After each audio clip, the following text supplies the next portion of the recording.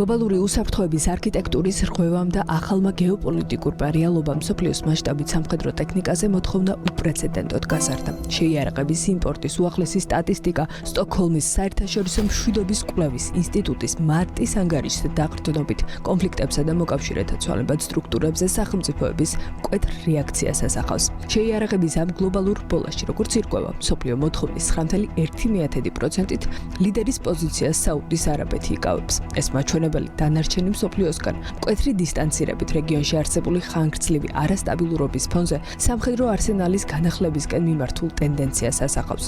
ახლო აღმოსავლეთის ამ დომინანტურ როლს შეიარაღების ბაზარზე კატარისა და არაბეთის გაერთიანებული საემიროების მსხვილი შესყიდვებიც აძლიერებს. მეორე მხრივ 8.6%-ით ტოპ შემსყიდველთა სიაში საუდის არაბეთს მცირედი სხვაობით ინდოეთი მიჰყვება. აზიის რეგიონში მიმდინარე დაძაბულობა და თავდაცვითი შესაძლებლობების სასწრაფო მოდერნიზაციის აუცილებლობა დელის ამ სტრატეგიულ ნაბიჯებს განაპირობებს.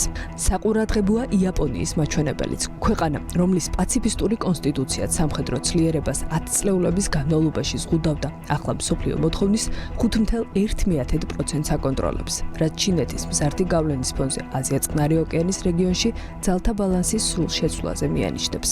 აზიისა და ახლო აღმოსავლეთის პარალელურად ყველაზე მასშტაბური ტრანსფორმაცია ევროპის კონტინენტზე ფიქსირდება. დღევანდელი მოცემულობით გლობალური იმპორტის 39.9%-ი სწორედ ევროპაზე მოდის. ასეთი მაჩვენებელი ომის შემდგომ თავდაცვითი სისტემების სასწრაფო მშენებლობასა და მთელი კონტინენტის მასშტაბით მილიტარიზაციისკენ აღებულ ახალ კურსს უკავშირდება. პირდაპირ სამხედრო აგრესიის მოსაგერიებლად 6.8%-ით მსოფლიოში მესამე ადგილს უკრაინა იკავებს. მზარდი მოთხოვნით მას კვალდაკვალ მიჰყვება პოლონეთი, რომელიც გლობალური შესყიდვების 6.5%-ს აკონტროლებს. ეს მაჩვენებელი ადასტურებს, რომ ვარშავა აღმოსავლეთ ევროპის ახალ სამხედრო ჰეგემონად ყალიბდება და საკუთარ თავს ყველაზე რადიკალური სცენარებისთვის ამზადებს. ევროპული ქვეყნების ეს გადაწყვეტილებები აღმოსავლეთ და ცენტრალურ ევროპაში უსაფრთხოების რისკების სრულ გადაფასებას აჩვენებს. გადაიარაღების ძვირადღირებული პროცესი ათეულობით სხვადასხვა ქვეყანას თანაბრად მოიცავს.